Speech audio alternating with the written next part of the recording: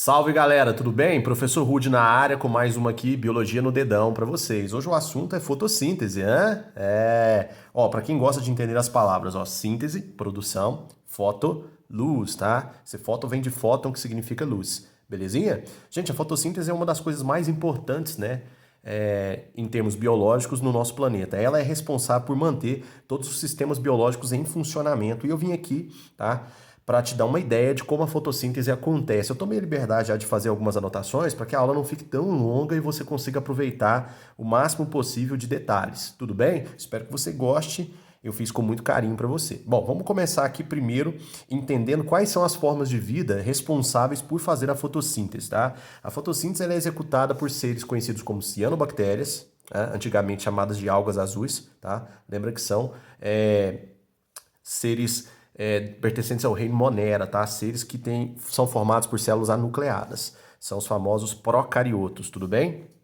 Ok? Algas, ok? Seres protistas fazem parte do reino protista e as plantas que fazem parte do reino plante ou reino das plantas. Esses seres aqui, eles são conhecidos coletivamente na ecologia como produtores, porque eles são responsáveis aí por produzir substâncias orgânicas a partir de matéria inorgânica. Vamos lá? Aqui eu coloquei uma reação simplificada para você entender. A fotossíntese, ela vai produzir matéria orgânica a partir de produtos inorgânicos, tá? Os substratos que nós vamos usar para a reação fotossintética acontecer são o carbono na forma de um gás, o dióxido de carbono, e a molécula de água, tá?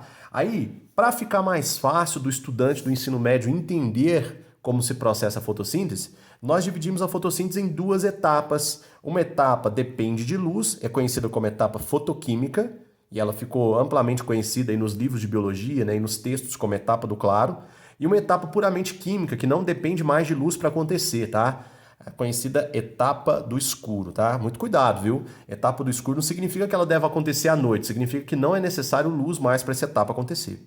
Aí eu tomei a liberdade aqui de já antecipar o que cada etapa vai produzir, o que cada etapa tem de mais importante.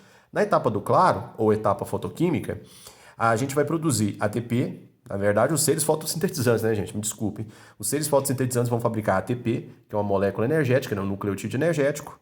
O NADPH, gente, o NADPH, ou NADPH, é a nicotinamida adenina de nucleotídeo fosfato. Lembra? Ela é um transportador de elétrons, similar ao NAD lá da respiração celular que nós estudamos anteriormente, ok? Essas moléculas elas conseguem se reduzir e se oxidar para transportar elétrons de um processo químico para outro durante a fotossíntese. E vamos produzir também um resíduo gasoso que é crucial para a vida do planeta, o gás oxigênio, tá bom? Então o gás oxigênio, ele é produzido na etapa do claro da fotossíntese.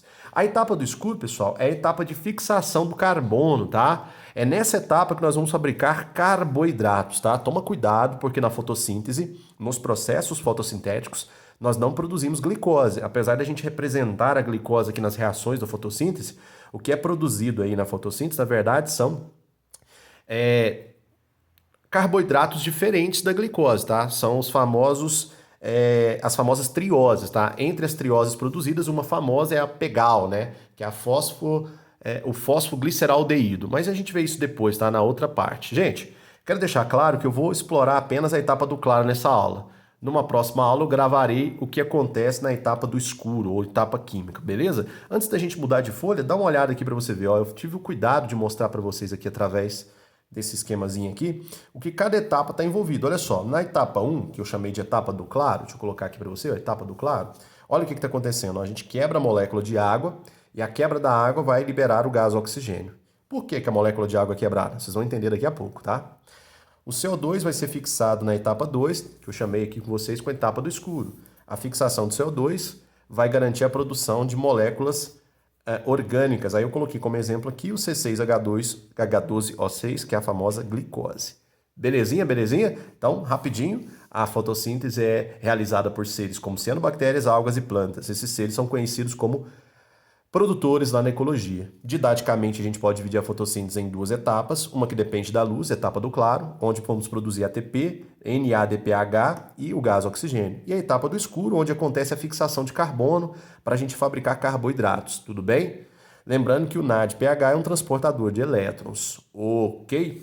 Então aqui é a reação para a gente entender que dependemos de luz para fabricar compostos orgânicos a partir de matéria inorgânica. Tudo bem? Bom, com licença, eu vou trocar de folha aqui. Vou usar uma folha para a gente entender como é que se processa a etapa do claro, tá bom?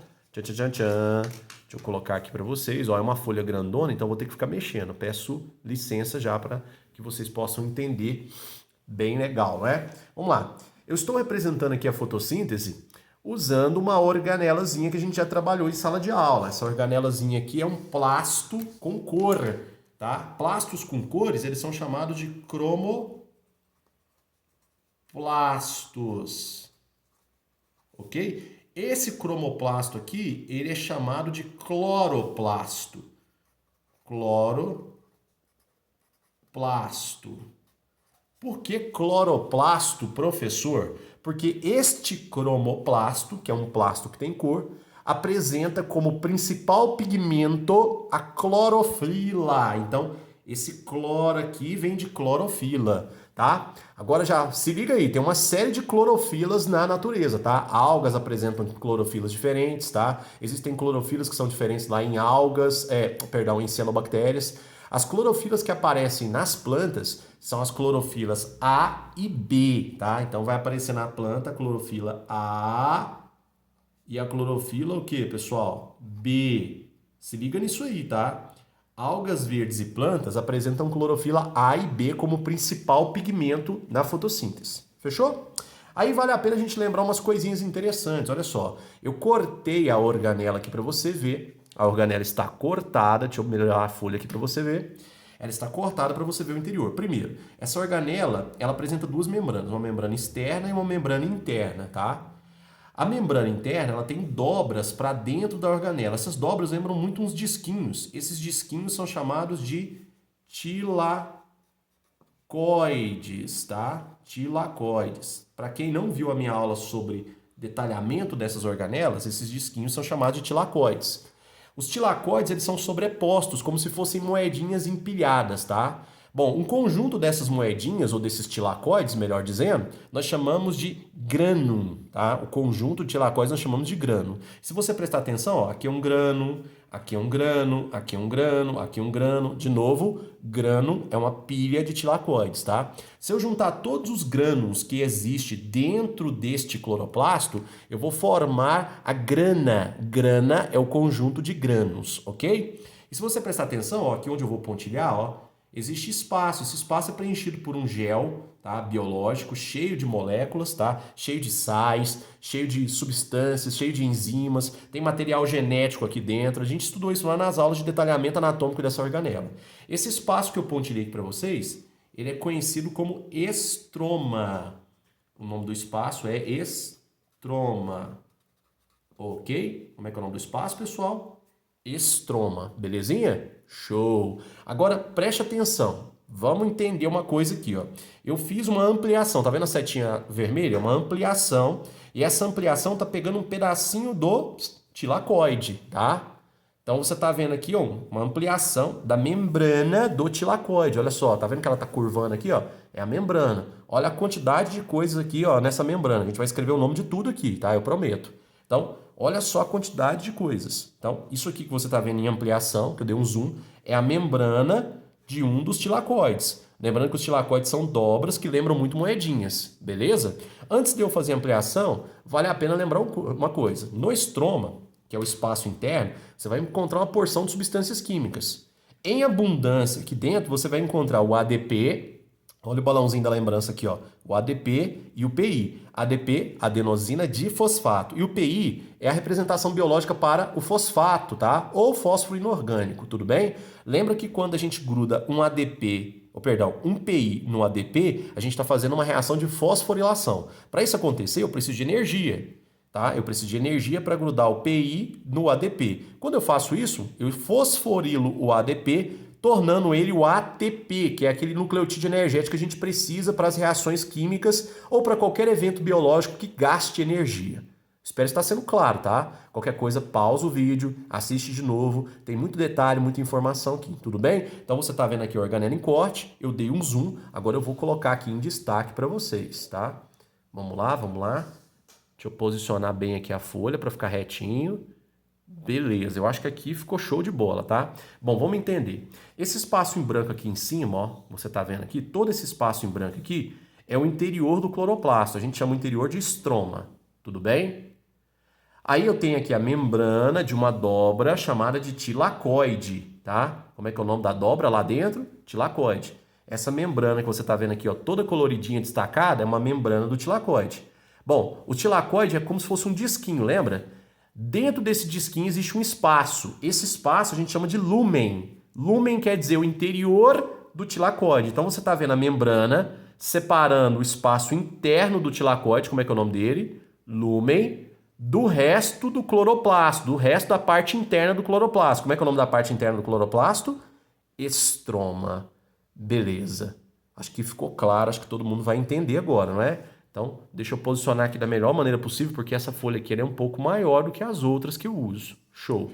Acho que aqui é interessante. Vamos lá, então. Bom, primeiro vamos entender os protagonistas desse evento. Tudo que você vai ver aqui agora está relacionado à fase do claro ou etapa fotoquímica da fotossíntese, tá? Então, as peças mais importantes eu já pus nome. Vem comigo.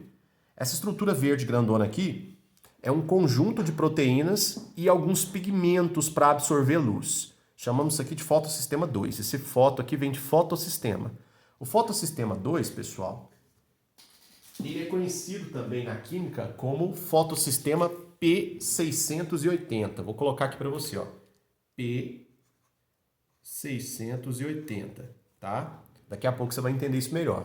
Aqui, ó, com uma cor verde um pouco mais escura, você tem um outro fotossistema. Esse aqui foi descoberto primeiro nas análises bioquímicas do processo. Ele é conhecido como fotossistema 1. O fotossistema 1, ele também é chamado na bioquímica como P700, tá? Ô professor, de onde vem esse P700, esse P680? Gente, esses números, eles estão ligados ao comprimento de onda da luz que vai ser absorvida em cada fotossistema. Lembra que a luz, pessoal, a luz é onda em propagação. Todo mundo já estudou isso uma vez na vida. Luz é energia eletromagnética, é onda, tá? Se estudam isso em física o tempo todo. Bom, a luz ela tem diferentes faixas de comprimento, né? A luz ela pode ser fragmentada em diferentes faixas de comprimento. Algumas faixas de comprimento têm mais energia associada do que outras, tá? E também tem cores associadas. Por exemplo, P700 e P680 são comprimentos de onda, tá? Que tem muita energia associada.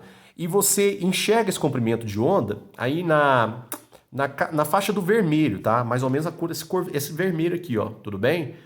Bom, isso aí vai ficar mais claro quando vocês estudarem física, tá? Então, dependendo do comprimento de onda da luz que você está analisando, você tem uma cor associada àquele comprimento de onda. O P700 e o P680 estão ligados à cor vermelha, tá? Que é uma cor puta energética. Se você olhar aqui no meu desenho, olha só o tamanho da seta vermelha que eu pus aqui, ó. Fica fácil de enxergar. Por que fica fácil? Porque o vermelho é uma cor que tem muita energia associada, tá bom? Agora, por que a organela é verde? Por que os fotossistemas são verdes? O verde é uma cor que tem pouca energia associada, então as estruturas estão refletindo o verde. Na verdade, quando a gente enxerga o verde, a gente está vendo a luz que está sendo refletida, a energia que está sendo dispensada no processo, não absorvida. O que está sendo absorvida é o comprimento de onda, né, que tem energia que está associada à cor o quê? Vermelha. Eu espero não ter bagunçado a sua mente com isso, tá? Isso é uma coisa que o professor de física vai explicar com mais detalhes quando vocês forem estudar a questão de ondas, tá? Bom, vamos lá. Então eu tenho aqui o fotossistema 2, que foi descoberto depois do fotossistema 1, por isso esses números 1 e 2. O fotossistema 1 e o fotossistema 2, eles vão absorver luz. Então eu vou fazer uma firula aqui para ficar mais fácil vocês entenderem.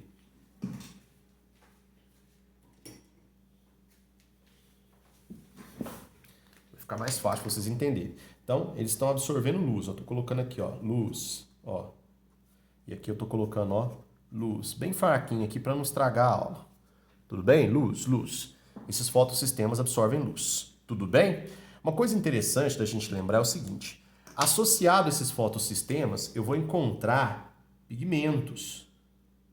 Esses pigmentos se organizam aqui, ó, na parte superior do fotossistema, fazendo aqui na forma de um círculo para vocês entenderem. Esses pigmentos, eles formam um arranjo, né, molecular que a gente conhece como complexo antena. Tá?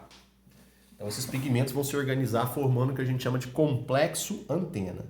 Alguns pigmentos são verdes, por causa da clorofila, né? A clorofila dá cor verde, e outros têm uma coloração meio alaranjada, tá? Esses pigmentos de coloração alaranjada, eles são conhecidos como carotenoides, tá? Um desses carotenoides é muito importante para a nossa saúde, o beta-caroteno, tá? Porque nós usamos o beta-caroteno como um precursor para a produção da vitamina A, que é uma vitamina lipossolúvel, está associada aí a uma boa visão, a um bom epitélio, tá? Várias funções biológicas. Bom, essa não é a aula de vitamina, é a aula de fotossíntese, então vamos concentrar. Como é que eu vou chamar esse arranjo, né, de pigmentos que eu acabei de mostrar aqui para vocês? A gente vai chamar esse arranjo de complexo antena, tá? Complexo antena. Esse é o nome que eu vou dar para esse arranjo, belezinha? Aqui, ó, no fotossistema 1, eu também vou encontrar isso, tá? Ó. Eu vou encontrar esse arranjo de pigmentos para captar energia luminosa, tá? Captar energia luminosa para que a fotossíntese aconteça. Eu vou encontrar tanto pigmento verde, que é a clorofila, quanto esses pigmentos aqui alaranjados que a gente pode chamar de carotenoides. Como é que é o nome disso aqui, gente? Complexo antena, tá? Complexo antena, beleza? E o complexo antena é responsável por receber energia luminosa. Qual que é a ideia aqui, pessoal?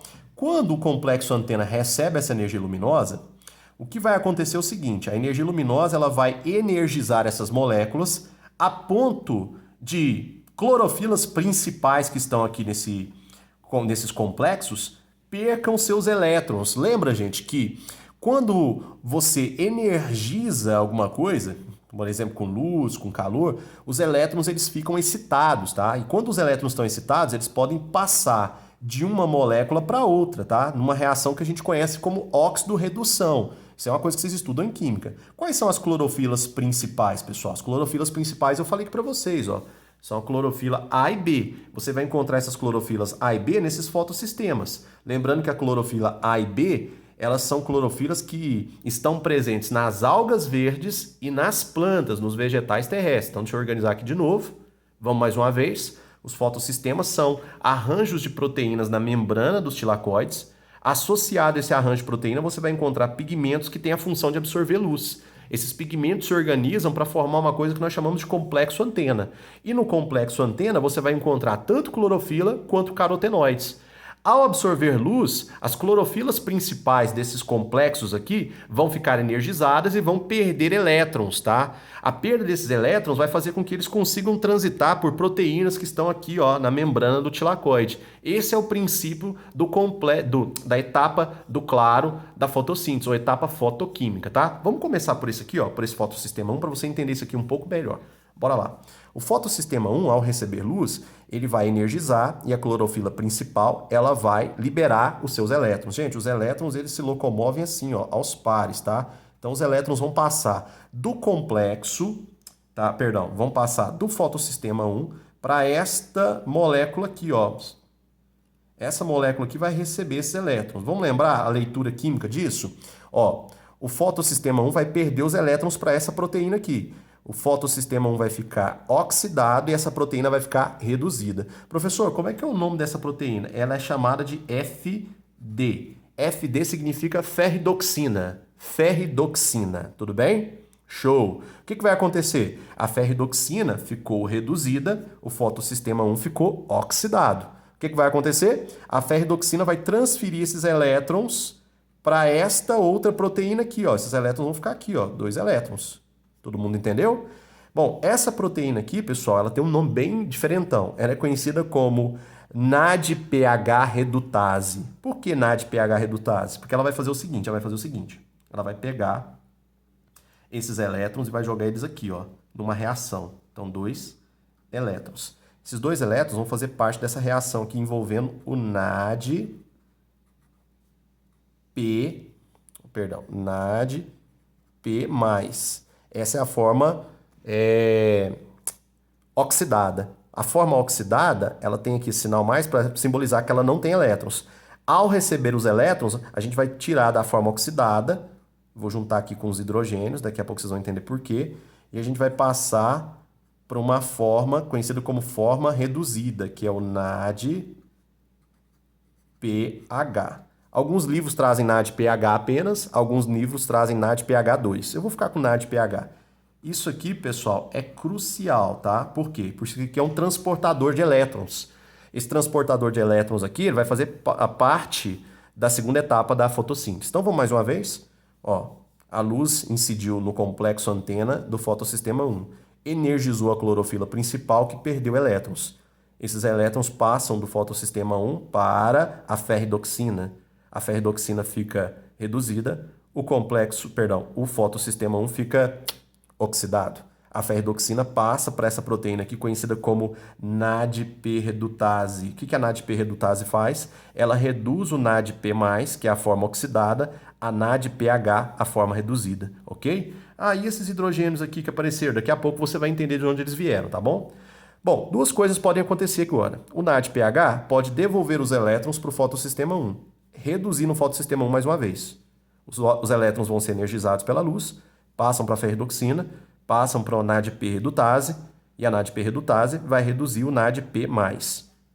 Ou pode acontecer diferente. O NADPH vai para a próxima etapa da fotossíntese. A próxima etapa a gente chama de etapa do escuro, tá? Então eu vou assumir que esse NADPH vai para a próxima etapa. Beleza. Agora, ficou um problema aqui. Qual que foi o problema? Como os elétrons que estavam aqui no fotossistema 1 foram parar aqui no NADPH, e o NADPH vai para a próxima fase da fotossíntese, o fotossistema 1 ficou permanentemente oxidado. Qual que é a ideia agora? A gente precisa colocar elétrons aqui para voltar a funcionar de novo. De onde vêm esses elétrons? Esses elétrons vão vir daqui, pessoal, ó, do fotossistema 2. O fotossistema 2 está conectado ao fotossistema 1 por uma cadeia de transporte de elétrons, que é formada por essas proteínas aqui que eu vou mostrar para vocês, tá? Essas proteínas vão transferir os elétrons para cá. Ou seja, o fotossistema 2 vai reduzir o fotossistema 1. De que maneira? Vem comigo. Aqui no fotossistema 2, a luz está incidindo no complexo antena. Lembra que o complexo antena é um conjunto de pigmentos, tá, que vai absorver luz. Ao absorver luz, a clorofila principal vai ficar energizada e vai liberar os seus elétrons. Quantos elétrons, pessoal? 2 elétrons. Esses elétrons vão passar do fotossistema 2 para esta proteína aqui, ó. Essa proteína aqui vai receber os 2 elétrons. Essa proteína que está recebendo os 2 elétrons, pessoal, ela é conhecida como quinona. Vou colocar aqui um Q. Q de quinona, tá? Quinona. Ou plastoquinona. Alguns livros chamam ela de plastoquinona. O que vai acontecer, moçada? A plastoquinona ficou reduzida e o fotossistema 2 ficou oxidado. Esses elétrons que estão aqui na quinona, eles vão passar para cá, ó. Eles vão passar para esta proteína aqui, ó, vermelhona gigante. Essa proteína, pessoal, ela é conhecida como complexo citocromo. Vou colocar aqui, ó, citocromo, ok? Uma coisa interessante sobre o citocromo é que isso aqui é uma bomba de prótons. Como assim bomba de prótons? O citocromo consegue jogar aqui dentro, ó, preste atenção. O que seria aqui dentro? O interior do tilacoide, prótons H+. O que são prótons H+? São os hidrogênios com carga positiva. Lembra que isso aqui são radicais livres. Se isso aqui ficar solto na célula ou na organela, a organela pode entrar em colapso químico, tá? Então, vai passar do exterior aqui, que é o estroma, para dentro do tilacoide, que é o lúmen. Então, tá passando H+. É um bombeamento. Gente, quando um professor de biologia fala bombeamento, isso quer dizer que está envolvendo aqui transporte ativo. A energia necessária para o complexo citocromo bombear o hidrogênio do estroma para o interior do tilacoide é paga aqui, ó, pela passagem de elétrons. A energia da passagem de elétrons permite que aconteça esse bombeamento aqui. Belezinha? Bom, então continua comigo, ó. Complexo antena recebeu energia. Isso causou a oxidação do fotossistema 2. Os elétrons do fotossistema 2 passaram para a quinona. Da quinona passaram para esse conjunto de proteínas que eu estou representando de cor vermelha, que é o citocromo. A passagem de elétrons gerou energia para que o citocromo bombeasse prótons H+ do estroma para o interior do tilacoide, que a gente chama de lúmen, ok? E não para por aí. Esses elétrons agora vêm para cá, pessoal, ó. Vem para esta proteína aqui embaixo. Esta proteína, ela vai receber esses elétrons. O nome dela é plastocianina. Eu vou colocar aqui, ó, PC. PC de plastocianina. A plastocianina recebe os elétrons que estão no complexo citocromo. e vão passar, ou melhor, vai passar esses elétrons para cá, ó, para o fotossistema número 1. O fotossistema número 1 tinha perdido os elétrons, lembra? Agora ele recebe os elétrons, ou seja, os elétrons saíram daqui, ó, do fotossistema 2, passaram pelas proteínas e chegaram ao fotossistema 1. O fotossistema 2 reduziu o fotossistema 1. Legal, né? Show de bola. O que vai acontecer agora? Esses elétrons aqui, ó, eles serão energizados por causa da captação de luz pelo complexo antena, vão sair do fotossistema 1, vão para a ferridoxina. Da ferridoxina, esses elétrons passam para a NADP redutase, que vai reduzir o NADP mais a NADPH, ok? O que acontece com esse NADPH? Ele vai para a próxima etapa da fotossíntese, que a gente chama de etapa química ou etapa do escuro. Até aqui, beleza? Show de bola. Só que ficou um problema. Conseguimos aqui reduzir o fotossistema 1 usando os elétrons do fotossistema 2. Só que o fotossistema 2 ficou sem elétrons. Agora entra em cena isso aqui, gente, ó. A molécula de água, H2O. O que vai acontecer? A molécula de água será quebrada, liberando elétrons. Quantos elétrons, pessoal? 2 elétrons mais meio gás oxigênio mais 2 prótons H+. Esta reação aqui, ó, é uma das reações mais importantes para os seres vivos. É a reação de fotólise. O que significa fotólise mesmo, gente? Fotólise quer dizer quebrar a água na presença de luz. E para que essa reação acontece? Para que a água consiga fornecer elétrons para o fotossistema 2 que ficou reduzido, ou perdão, ficou oxidado. Então, a água é responsável por reduzir o fotossistema 2. O que vai acontecer com os elétrons novos? Eles serão energizados por causa da captação de luz aqui pelo complexo antena. Esses elétrons passam para a quinona, da quinona passam para o citocromo. Ao passar pelo citocromo, liberam energia para bombeamento de prótons. Do citocromo passa para a plastocianina. Da plastocianina chegam até o fotossistema 1. No fotossistema 1, o complexo antena vai energizar esses elétrons com a captação de luz. Esses elétrons passam para a ferridoxina. Da ferridoxina, esses elétrons vão para NADP redutase, que vai reduzir o NADP mais em NADPH. E esse NADPH vai para a próxima etapa da fotossíntese. Legal, né? Agora volta para cá, para essa reação. Como é que é o nome dela? Fotólise. Toda vez que acontece fotólise, olha só o que acontece aqui, ó. Produz hidrogênios. Produz hidrogênios. Produz hidrogênios. Muito hidrogênio. O que vocês estão vendo aqui, gente? Eu estou criando aqui dentro do tilacoide um ambiente carregado de hidrogênio. Muito hidrogênio, muito hidrogênio. Eu disse para vocês que esse hidrogênio ele é perigoso, ele não pode ficar solto aqui, senão vai dar um alboró, ok? Entenda boró como problema, tá, gente? É gíria do gueto, desculpa. O que vai acontecer? Esses hidrogênios eles vão se concentrar aqui no interior do lúmen. Ao se concentrar aqui no interior do lúmen, eles vão criar um gradiente. E você já sabe o nome desse gradiente, a gente viu isso na aula de respiração. É um gradiente eletromotriz. Opa, vamos entender esse nome aqui para quem nunca entendeu. Vamos entender esse nome. Um gradiente eletromotriz, ele tem esse nome por quê? Tem muito hidrogênio aqui, criou-se então um gradiente, uma diferença entre o interior do lúmen e o exterior, que é o estroma, tá? Eletro porque os hidrogênios têm carga positiva, e é a mesma carga, ou seja, as cargas são iguais, isso cria uma força de repulsão violenta. Esses hidrogênios eles ficam loucos para sair daqui e passar para o lado externo. Como é que é o nome do lado externo? Estroma. Eles não conseguem passar por qualquer ponto da membrana. Para passar, eles têm que passar por aqui, ó. Vou posicionar aqui para você, ó. Eles têm que passar por meio dessa proteína gigante aqui, ó, a maior proteína da membrana do tilacoide. Essa proteína gigante, ela tem um nome lindo. Olha o nome dela aqui, pessoal. ATP sintase. Opa, ATP sintase, eu lembro de ter visto isso lá na aula de respiração. A ATP sintase é uma proteína que consegue formar ATP. Como é que ela consegue formar ATP? Vamos lembrar como é que ela funciona. A ATP sintase, ela fica girando assim, ó. Ela gira.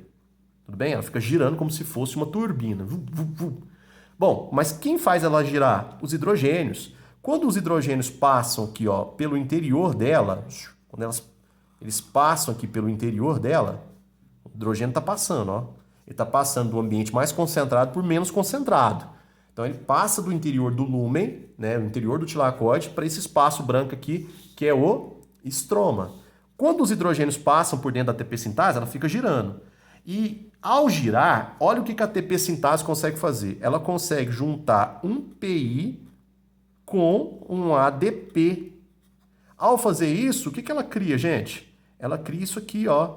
Ela cria o ATP. O que é ATP mesmo?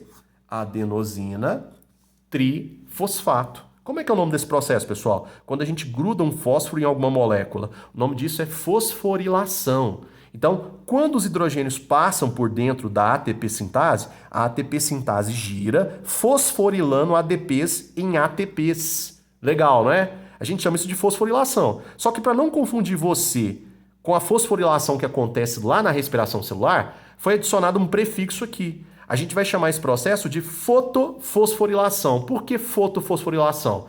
Porque os hidrogênios que estão aqui, eles foram criados graças à quebra da molécula de água na presença de luz. Se não tivesse luz, não teria como formar esses hidrogênios. E sem esses hidrogênios, não teria como a gente movimentar essa proteína conhecida como ATP sintase. Então, esse processo todo aqui, ó, para a produção de ATP, a gente vai chamar de fotofosforilação. Tá? Essa fotofosforilação que você está vendo é uma fotofosforilação acíclica. Por que acíclica? Porque os elétrons que foram liberados aqui na fotólise, eles vão transitar aqui, ó, entre as proteínas, fazendo com que um fotossistema, chamado de fotossistema 2, consiga reduzir o outro fotossistema, chamado de fotossistema 1. Beleza? Então, todo esse processo a gente chama de fotofosforilação acíclica. E aí, professor, o que vai acontecer agora? Saca só. Esses hidrogênios que estão passando aqui para esse espaço, como é que é o nome desse espaço? Deixa eu posicionar aqui para vocês. O estroma. Esses hidrogênios eles têm dois caminhos. Ou eles vão fazer parte da reação de redução do NADP, então eles podem vir para cá, ok? Ou eles podem ser bombeados para dentro do tilacoide novamente. Então deixa eu posicionar aqui para ficar legal, para não ficar torto, para você não ficar tonto aí na sua casa. Ó, esses hidrogênios que passaram aqui, ó, do interior do tilacoide para o estroma, eles têm dois caminhos. Ou eles vão fazer parte da reação de redução do NADPH, ou eles vão ser rebombeados aqui para dentro do tilacoide por esse conjunto de proteínas vermelhas aqui, ó, que a gente chama de citocromo, tá? Se eles forem rebombeados aqui para dentro, cria-se de novo um gradiente chamado de gradiente eletromotriz. Esse gradiente eletromotriz vai ser usado aqui para movimentar a ATP sintase. A ATP sintase utiliza esse movimento para fosforilar os ADPs produzindo ATPs. E esse H+, que está saindo aqui, pode fazer parte da reação de redução do NADPH ou ele pode ser rebombeado novamente. É isso que eu quero que vocês entendam. Todo esse processo, então, que a gente viu aqui, esse monte de letrinhas, esse monte de coisa, ficou conhecido, então, na história como fosforilação acíclica, ok? Fosforilação acíclica. Espero que vocês não esqueçam esse nome porque ele é muito importante. Ah, professor, mas eu já li nos meus estudos de biologia a fosforilação cíclica. Tá, deixa eu te contar o que é a fosforilação cíclica. O NADP que foi formado aqui, ó, pela NADP redutase, ele devolve os elétrons aqui para o fotossistema 1. Quando ele faz isso, ele reduz o fotossistema 1 sem necessidade da atuação do fotossistema 2, ok? Isso a gente chama de fosforilação acíclica, ou melhor, fosforilação cíclica. Para não te confundir, lembra que tem o efeito da luz. Então a gente colocou aqui como prefixo, né, o foto nesse título aqui, ó. Então a fotofosforilação acíclica, beleza? A fotofosforilação acíclica envolve quebra da molécula de água para fornecer elétrons, tá?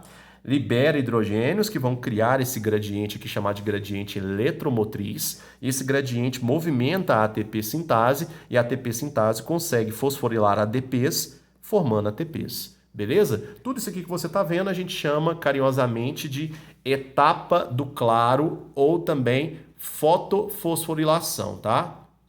Etapa fotoquímica. Eu vou posicionar aqui para você ter condições de tirar um print, caso você queira tirar um print desta aula. E eu vou ficando por aqui, porque essa aula já ficou grande demais. Gente, muito obrigado, tá? E até breve. Tchau!